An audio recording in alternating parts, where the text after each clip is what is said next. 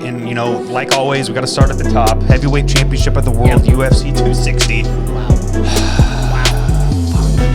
Yeah, I'm still devastated. I know you are. I'm still devastated. You are. I was looking at that rope last night. I was like, is it the time? That may be a little dramatic. No, yeah, man. Total range of emotions for me last night because I'm so jacked. I was happy.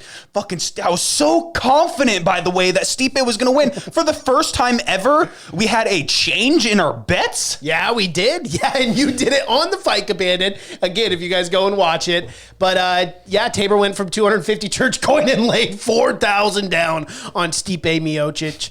Yikes. Cue the crying Jordan meme right now, Mason. And there it is. It's on your face.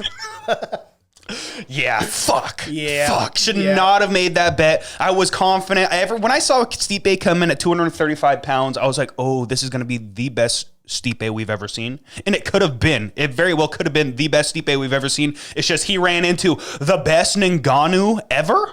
Yeah. Like, the most scary man to step into the octagon, Francis Ngannou. Calm, cool, collected, technical boxer, Francis Ngannou. Well, and that was the thing right there, man. I mean, we saw it out of Francis Ngannou. And that was the biggest question. My biggest takeaway from that was Francis Ngannou drastically changed his approach. And not only that, but his takedown defense was there. Stipe tried to shoot. The one takedown. Yeah, but there was nothing. Nothing. There was nothing. It was a good sprawl. That was a perfect sprawl. And it was the way it even almost looked like he was going for a takedown himself, and then he just started barraging him with shots when he was down at the ground. Really started to unload. And notice that was the only time the barrage ever came. Smart, cool, calm, calculated Francis. Dude, if this is the way he's going to fight, he doesn't have to fight this way every single time. Not every time. But when he's fighting elite competition, i.e. John Jones, a Stipe Miocic 3, if that ever happens again, that is how he needs to fight those fights. Absolutely. And he will be a extremely dominant champion for a very long time if he fights like that. Yep. If he goes in like he did against Rosenstrike against John Jones, like, it's a different story in my opinion. But the thing is, I mean, we just saw it out of Francis Ngannou. Like, this is a whole new game plan. This is a whole new strategy. We see Francis Ngannou 2.0. Yes. Like, this guy, I don't think will be beat. I don't think John Jones wants this. I don't think this fight's going to happen, bro. Because I'm telling you right now, if it does happen, and I know we're just coming off this fight. There's a lot of hype around Ngannou. But after what I saw, the technical aspect now of Francis Ngannou and the way he was able to sprawl on that takedown, no one's beating this guy. This guy will reign as heavyweight champion until the day he retires. I don't see anyone beating him. I'm not all in on the takedown defense yet. Let's see. That was one sloppy takedown by Stipe. Let's see what a real takedown like from John Jones is going to do, because I would love to see that. John Jones isn't going to shoot on him, though. Yeah, he is, dude. No, he's not. He's getting caught with the uppercut. Dude, it's a problem. That's without a doubt a possibility. Yeah. But he's not going to stand and trade with that man. He's not going to try to outstrike Francis Ngannou. What, are you going to try to out-muscle Ngannou? Yes, and he could. I don't think so. I mean, probably not out-muscle him, but he definitely could take the guy down using his years of wrestling.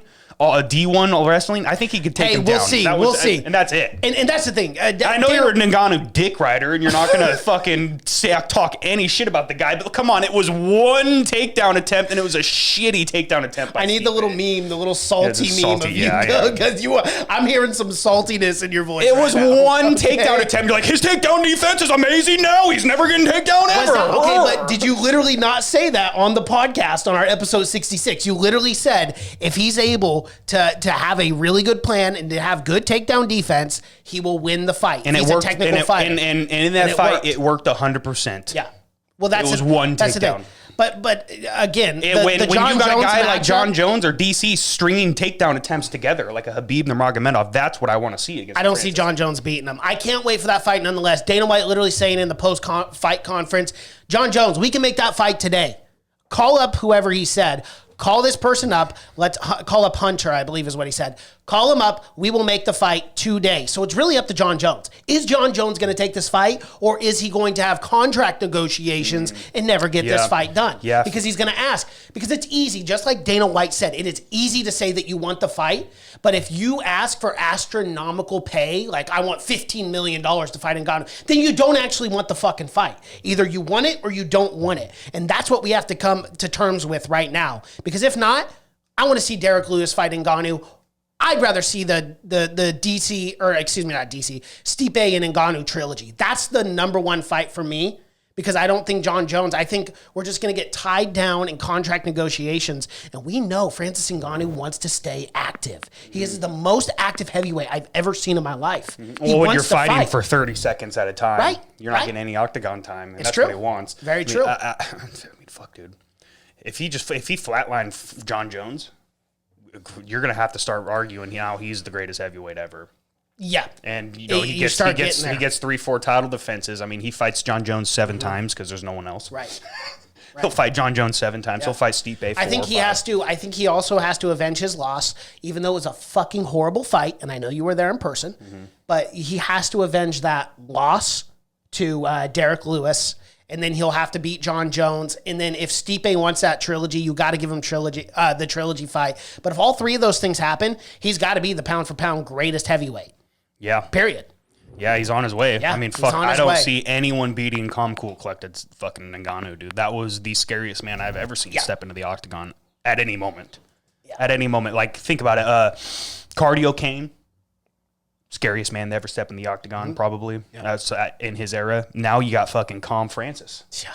Like, that's scary, man. It's a really scary individual, dude, because he, no offense to Stipe, we all know, everyone. I mean, if you listen to our Fight Companion already, I'm the biggest Stipe dick rider in the world. The biggest one in the world. And he got completely outclassed. Yeah. Completely outclassed. The consensus greatest heavyweight of all time. Completely dominated. Which, for the record, I still believe at this point, Stipe is the greatest heavyweight of all time. Francis needs to get a couple title defenses. Yes. If he gets a couple title defenses, he beats a Derek Lewis, he beats a Blades for the 4th time. Yeah. He beats Jon Jones. Yeah. And he beats a Stipe for a 2nd time. If that trilogy is on the table, I would love to see it. Why not? Yeah. But if he does it again, you're going to have to be like, this is the new greatest heavyweight of all time. Then we can start having those conversations. Yeah. But as far as right now, in my opinion, in my book, Stipe is still the greatest heavyweight to ever live. Mm-hmm. So yeah, I mean, no one's done it more. No one's done it more. No one's been in more title fights, and no one's gotten more victories. Yeah. So Jon Jones tweeted, show me the money. Mm-hmm. So that kind of tells me, man, it really does tell me a lot about Jon. I get it. Jon wants to get paid, and I don't disagree with him. He should be paid. He should probably be paid $1 million for that fight. Well, I think he already makes a couple million every fight. Yeah, no. He makes good money. But the thing is I really think in these contract negotiations, I think they're just going to go south. I think he's going to ask for way too much, and he's going to do it on purpose, and then be like, well, the UFC didn't want to pay me, so I'm not taking the fight. All right, well, then fuck you. Let's move on with the heavyweight division. Then why? I don't want it to get stalled. Then why put on all the weight? Like, why put on all this extra weight? He says he's 250 right now, jacked. Technically, he's retired. I mean, not retired, but I mean, he vacated his light heavyweight belt. He's not fighting right now. So, I mean, I don't know. I mean, that's a great question. Yeah. You are right. Like, why go through all that work if you don't want the fight? And you do make a good point, like, on the side of Jon Jones. I think he definitely wants the fight. I mean, he was up all night on Twitter last night talking about how people are calling me scared, telling me to move down to 185. Y'all are fucking stupid if you think I'm putting on this weight and scared for wanting this fight, which... I think he is a little scared. I think he's a little like. Let's be real. I think he's a little scared. I don't see a human on this planet who watched that fight last night. It wasn't scared for anyone next getting in that octagon with Francis Ngannou. Yeah, absolutely. I mean, come on, man. I mean, come on. Like what he did to Stipe, that is scary. Yeah, that's straight out of a fucking movie. The hammer fist. Herb Dean, can we please get a little pep in your fucking step faster? Okay, hold on. No, he did trolling. He did a good job. No, he did. He tried to stop that, but there ain't no stopping that. And, Jesus Christ. Is Herb going to sacrifice his own life to get in front of that hammer fist? Yeah. Ngannou knocks out the ref. Then who's stopping the fight? Yeah, he'd probably knock them both out still. He'd probably hit them both. Hitting both of them with 2 hammer fists. You're like, Ngannou, it's over. Yeah. Yeah. Dude, I don't see anybody competing with him. Like, what's the point? Let's just make the Jon Jones fight 7 times. Let's make the Stipe 3 fight. You know who I want to see, though? If I'm being real fucking serious in the heavyweight division? Cyril Gane? Yep. Dude, Cyril Gane. I'm serious. Yeah, that's the name I was grabbing to. That's a great fucking fight. Just because of how technical he is. Yes. And undefeated. Mm-hmm. The heavyweight division, dude. Cyril Gane is the guy very soon here. I know Gane will have to get another one. I'm kind of getting ahead of myself. Everyone calm down because we got to do this John Jones thing. But, dude, you got to give Gane a number one contender fight. Do you disagree with that? No, I agree as an undefeated heavyweight who looks phenomenal. It's just who? Who does he fight? I mean, if Derek Lewis, let's say John Jones' negotiations fall through and they make the okay, let's also say this because we know for a fucking fact it's not going to happen. And one, Dana came out before the fights even happened with, yeah, I don't know about that. Miocic isn't getting a third fight. He's not getting an immediate rematch. Right. Yeah, which I think is a travesty. I think he's the greatest heavyweight of all time. It's really hard not to make that argument. But here's the thing: let me throw you my theory out, okay? So obviously, for the health and safety of the fighters, okay, when it comes to Stipe Miocic, with John Jones fighting for the belt, I think I would rather see John.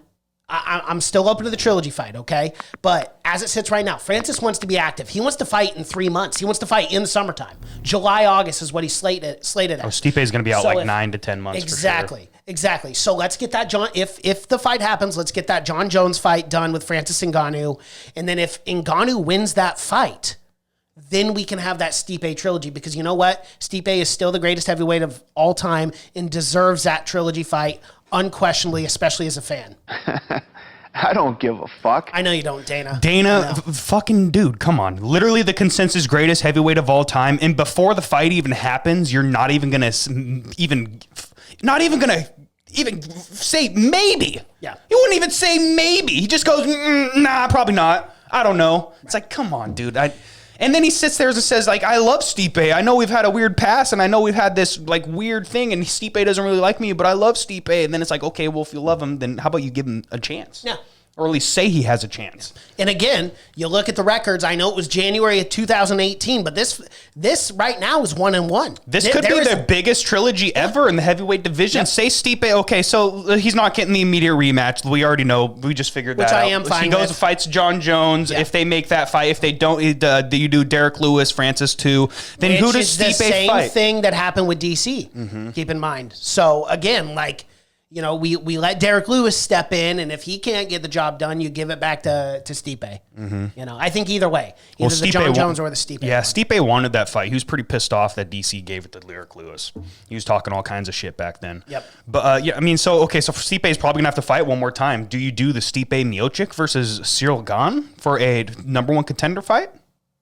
No. In my personal opinion, I don't think Stipe has to fight again. I agree with you. I think he waits 9-10 months. I know this won't happen because Dana, doesn't want Stipe to fight again for the belt. But Stipe is the greatest heavyweight of all time. You get that John Jones and Francis Ngannou fight out of the way. Winner of that takes on Stipe for the belt again. Stipe lost, yeah, but so did Ngannou to Stipe. It's 1-1 right now. Mm-hmm. He's the greatest heavyweight of all time. He doesn't need to prove himself. He has proved himself plenty enough. And I agree with you, but Dana's not going to do that. Of course not. Right? Dana's going to make the guy fight. So and maybe I don't know how Stipe is with Dana right now. I mean, they seem cool, but maybe that throws Stipe off so much. He's like, fuck this. I don't need this shit. And he could just retire. And again, it'll be a lot harder of a case to make for Francis Ngannou being the pound for pound greatest heavyweight of all time if this stays at 1-1 forever. Mm-hmm. He would have to beat John Jones. He would have to go out and defend the belt a few times at heavyweight before we could start even having the conversation that Francis Ngannou is the greatest of all time. Mm-hmm. I think that's probably what's going to happen, to be honest. I don't know if Stipe and Francis fight again. Yeah, I don't think so either. I think it will be 1-1 forever. Mm-hmm. That's what I'm thinking, which is unfortunate. It is unfortunate, but at the same time, I think it's a really smart move for Stipe in his career. Well, his health. Well, and his health. Yeah, his health in general. Yeah. I mean, he's on the other side of 30. He's like 38, 39, about to be 40, which is typically when heavyweights retire. 2, you're risking a lot taking that trilogy fight. You're risking a lot, not financially, but for your legacy. Yeah. Right. But if you keep that fight at 1-1, you still have that win over Ngannou. It doesn't change it. And it is not just a win. It's a dominant win for 5 straight rounds. Yeah. And it'll be 1-1 forever. But there's a lot that you risk when you take that trilogy fight. Because if Ngannou goes out there and smokes him again, Stipe's not even in the conversation for the greatest of all time. And that's no dig. And that's a damn shame because the resume speaks for itself up to right now. Okay. But you can make the same argument for DC. As soon as you can't, dude. Yes, as soon as DC lost that trilogy fight, he was not the greatest of all time. I didn't think he was even when he got the win over Stipe. And then he beat Derek Lewis. Like, I wasn't saying, people were saying he was the greatest heavyweight of all time. If he would have won that trilogy, he would have been the greatest of all time. Yes, because he beat the greatest of all time. Exactly. That's the same argument I'm literally making for Stipe. If he loses twice, he does not become the greatest heavyweight of all time. Francis Ngannou takes that the same way Stipe took it over DC. That's what I'm trying to say. That's I get it. that. I get what you're saying. I get what you're saying. It's just where I'm off the bandwagon is that DC shouldn't have even been in the conversation. That's a personal opinion of yours, but I disagree with that. But that's fine. I mean, Stipe is the greatest heavyweight of all time. He won the trilogy. It is what it is. Like, it's already written in the stars.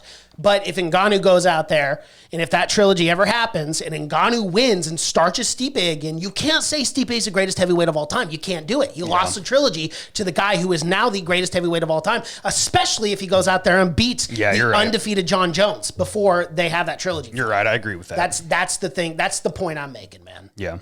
But I mean, as it sits right now, obviously, Stipe is still the greatest heavyweight of all time. And he's had such an incredible career. He's going to have to fight, dude.